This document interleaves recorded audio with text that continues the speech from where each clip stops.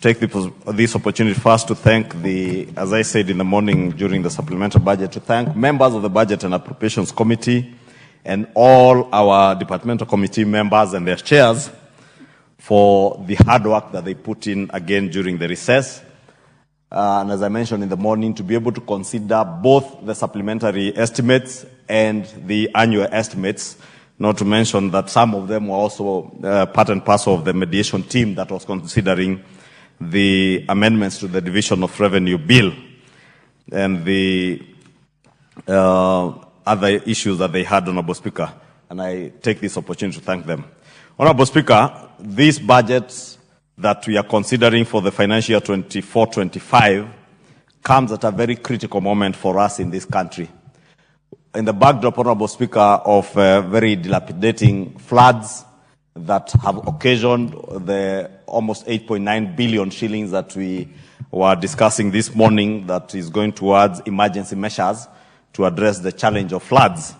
But also, Honorable Speaker, at a time that those who are forecasting the weather are telling us that for the next 7 years we may have unusual rainfall in the country.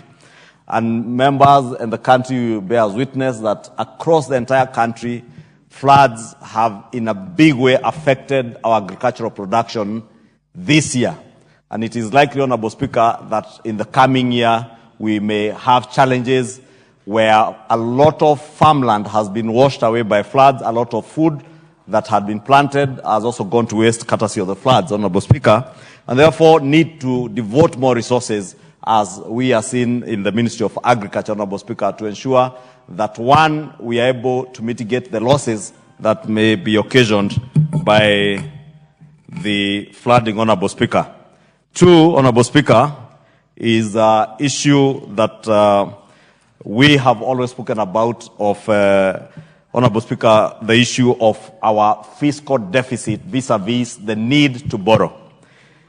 And you see, Honorable Speaker, in the next financial year, from estimated revenues of almost 3.2305 billion or 3.2 trillion, which is about 17.9% of our GDP, and this revenue is, Honorable Speaker, almost 2.7 trillion, close to 2.8 trillion, which is 15.5% of our GDP in the financial 24-25, is projected to come from our ordinary revenues, Honorable Speaker.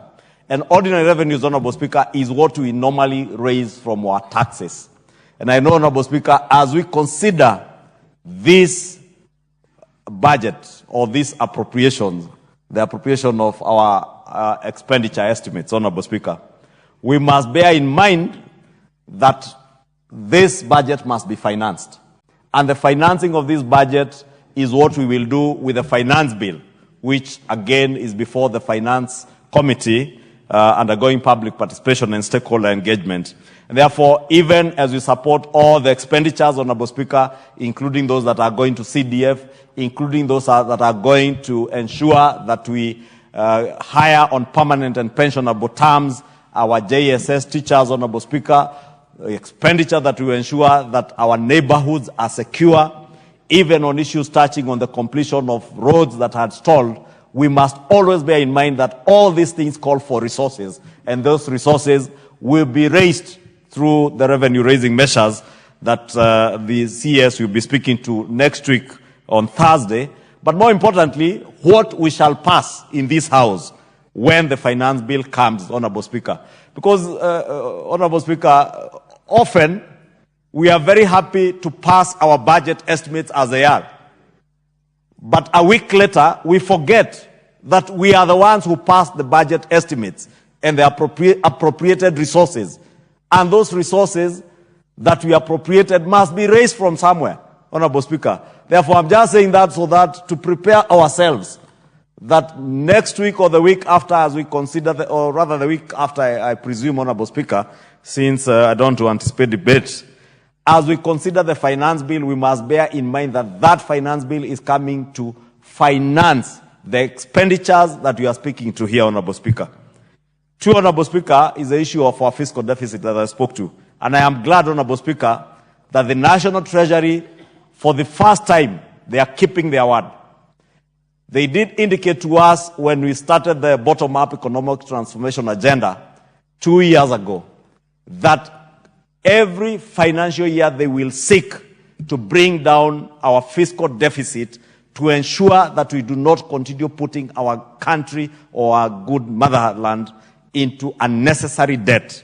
Honorable Speaker, you will see that the fiscal deficit projected in the coming year of 24-25 is projected a figure of 638.4 billion, which is 3.5% of our GDP, compared to the projected fiscal deficit of 886 billion, or 5.5% of our GDP in this current financial year of 23-24. Honorable Speaker, that is close to 250 billion shillings being cut out of our fiscal deficit, Honorable Speaker, or rather money, 250 billion shillings that may have been borrowed this year that shall not be borrowed next year.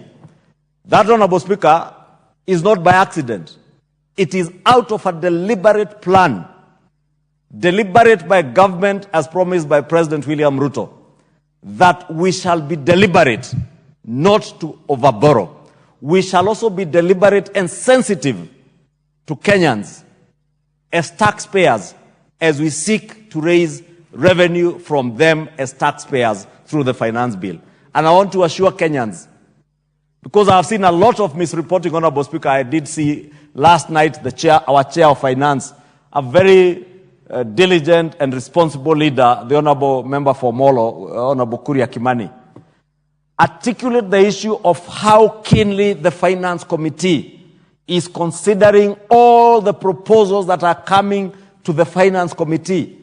And he mentioned that part of the stakeholders that have appeared before the committee are manufacturers who have raised issues with the certainty with which our tax policies are and how we must be careful not to load taxes in our manufacturing sector that may end up driving away manufacturers from our country to go and produce in Uganda or Tanzania.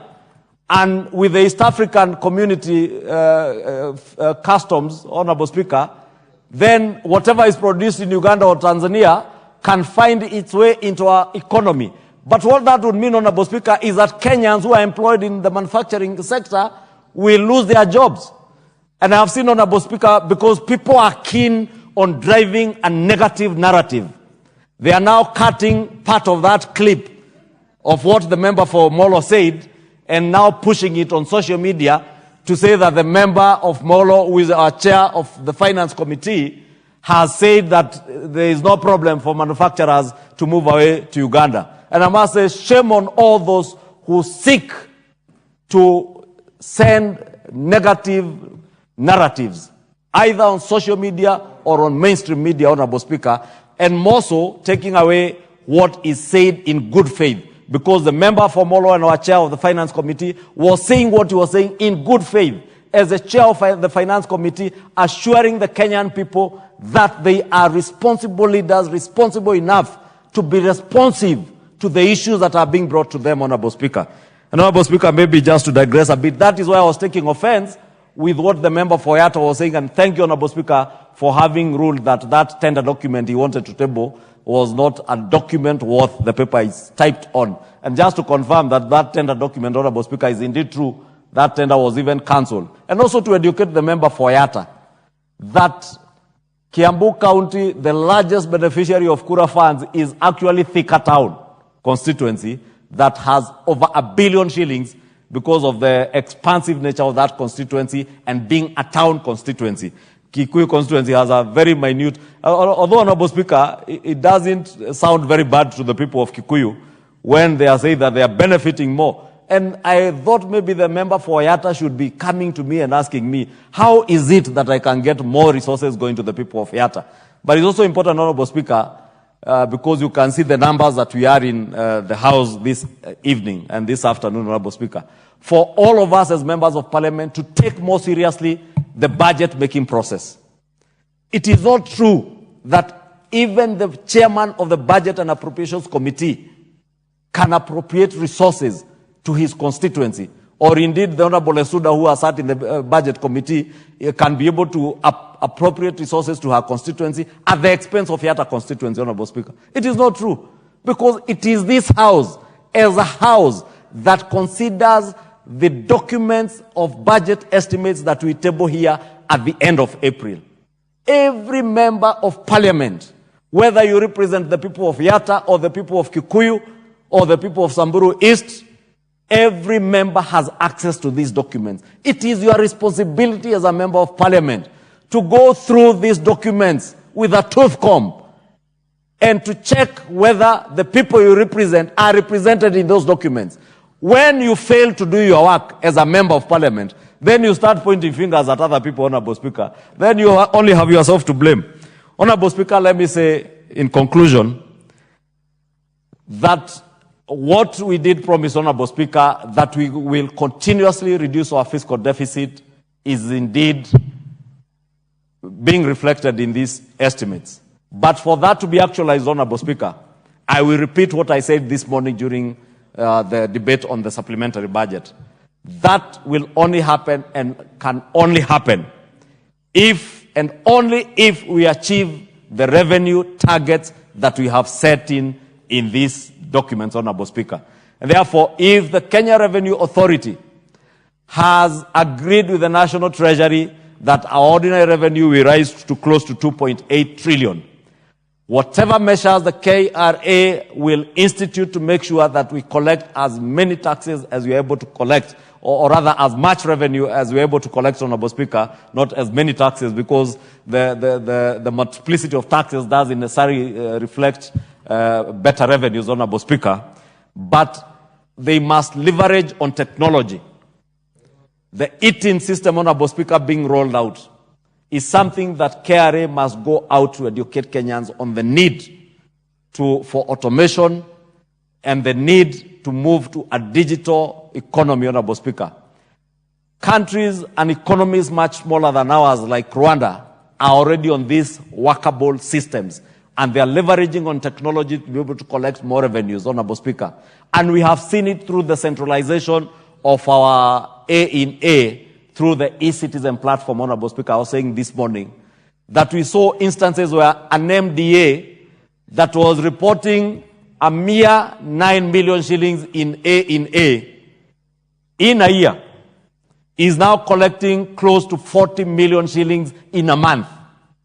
That tells you the power of technology and leveraging on technology to ensure that there is accountability and transparency in the collection of all the revenues that are bound to be collected by government for provision of services, Honorable Speaker.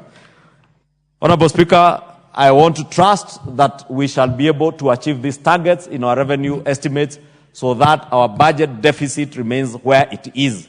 So that as the President committed, and I listened to him keenly on Madaraka Day, that it is his prayer and his wish that in a short 3 to 5 years, can't remember whether it was 3 or 5 years, Honorable Speaker, that within his term as President, we shall see a balanced budget. This reduction in our fiscal deficit is a road towards that balanced budget. And I want to encourage the National Treasury to work hard and support the President and our Budget and Appropriations Committee and this House as we budget to ensure that we have a balanced budget within another 3 to 5 years, Honorable Speaker, so that we do not continue overburdening the Kenyan taxpayer with resources that we are raising from them and utilizing those resources to pay debt, but utilizing the resources that we collect from our revenues and from taxes to offer services to the people of Kenya. Honorable Speaker, finally, let me speak to our JSS teachers. I know these JSS teachers have really harassed members of parliament. And I know they formed a WhatsApp group where they all agreed to harass members of parliament to appropriate resources. And we told some of them, be patient. Now that resources are being appropriated in the next financial year, Honorable Speaker, to hire them, we want to plead with them. The teaching profession is a high calling. So high a calling that it is you who are training our future. that future that we have vested in our children. Please, I know we all need resources for our own personal development, but I want to plead with them. As you serve as an intern, give it your very best. Give it your best in service, so that even as TSC reviews those that they will put on permanent and pensionable terms, they put those who have passion for the job, those who have offered themselves to the high calling of the teaching profession. Because, Honorable Speaker, I have also seen a few of them who have no calling and have put resources ahead of that greater calling of nurturing young ones, Honorable Speaker. And I really want to plead with them that now that resources are being appropriated, please rise up to the higher calling of nurturing, educating our young ones, and securing the future of our great republic through better leaders, probably even much better than us, and better professionals, better than us, Honorable Speaker, because that is what we pray for, that is what we desire for our young ones and the children of Kenya. Honorable Lesuda, Elachi, and the Honorable Kaluma. Thank you, Mr. Speaker, for giving me this opportunity to make my submissions on the consideration of